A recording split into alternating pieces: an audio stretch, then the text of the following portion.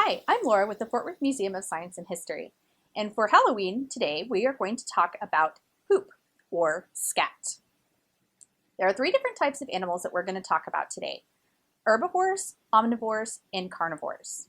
Our first example of an animal is an herbivore, and that is our jackrabbit. Jackrabbits are very common in West Texas.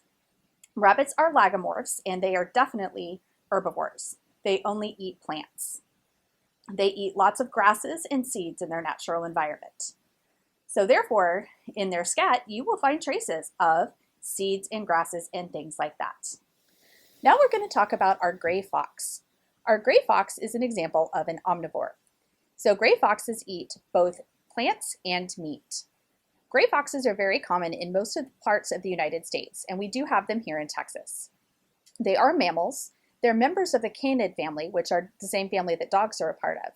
They're also highly intelligent animals. They will hunt small animals as well as forage for berries and other types of plant material. In addition, if there isn't any live animals that they can catch, they will also tend to scavenge for their food. Because they have such a wide variety of diet, they will actually show up in their poop as such. They will have traces of plants in their scat, and they will also have traces of meat and bones and things in their scat as well. Now we're going to talk about our final animal, the carnivore. This is an example of a carnivore, and this is a bobcat. Bobcats are another one of our native Texas animals that are found all over the state. Bobcats are also one of the animals that cohabitate with us on a regular basis.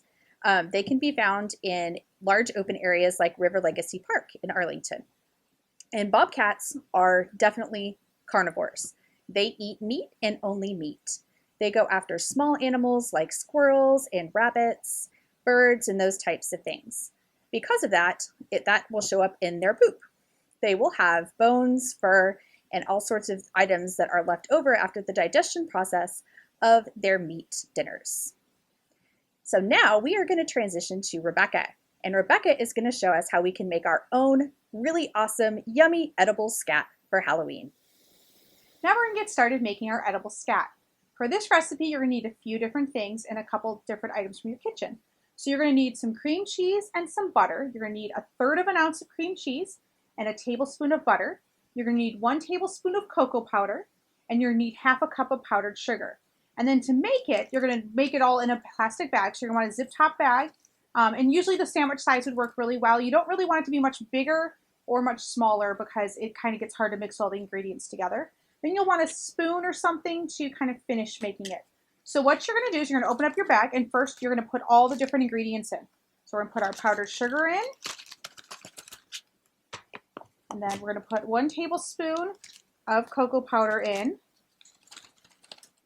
And then we're going to put kind of the wetter stuff in. So we've got our tablespoon of butter and our 1/3 ounce of cream cheese. And we put all of that in. And then you zip your bag shut. And this is important. You want to zip it shut. You want to make sure it's shut. So you may want to have a parent or another grown-up kind of double check, because then we're going to smash it all together in our bag like this. And what we want to make sure, the reason you want to make sure that is all nice and sealed is because if it's not, you're going to end up with powdered sugar and cocoa powder all over the place. And you want to make sure you don't. So you're going to mix and mix and mix and mix. And right now you can kind of see it kind of looks like white powdery stuff. But as it mixes more, those ingredients mix together, you'll see it starts to look kind of dark and chocolatey, more than kind of the light powdery. The powdered sugar starts to get absorbed into some of that more liquidy kind of ingredients. You want to double check every once in a while and make sure that you don't have stuff stuck in the corners, because then you'll have spots that aren't mixed up. And you want to just keep going.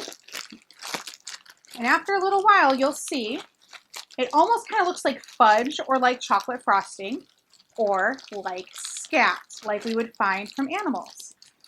And so once you get it mixed up, or you get most of it mixed up, you may decide that you have plenty.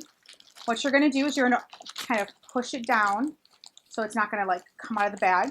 You're going to open it up, and you're going to use a spoon or a knife or something, and you can scoop that right out, and then you can put it on a plate or into a bowl or whatever, and you can use a spoon or other tools to kind of make it look like scat. But what you're basically making is kind of a chocolate frosting fudge kind of a deal.